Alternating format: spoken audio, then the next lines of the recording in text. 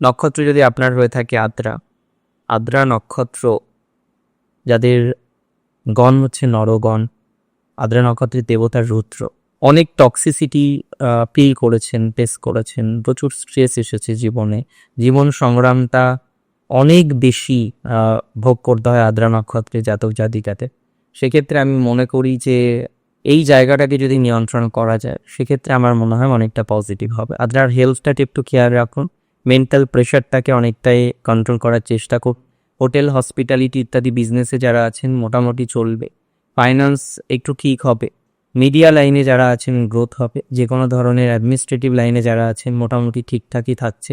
Political ক্যারিয়ারে একটু improvement হতে পারে, পলিটিক্সে ইমপ্রুভমেন্টের জায়গা রয়েছে। যারা স্পিরিচুয়ালিটি ইত্যাদি ইত্যাদি বিষয় নিয়ে আছেন তাদের ইমপ্রুভমেন্ট হবে। যে কোনো ধরনের দাম্পত্য কলহ কিছুটা মিটতে পারে বলে আমি মনে করি।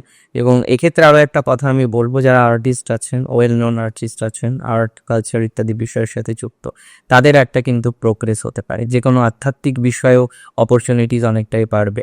যারা আসবাবপত্রের বিজনেসে আছেন তাদের একটু পজিটিভিটি রয়েছে।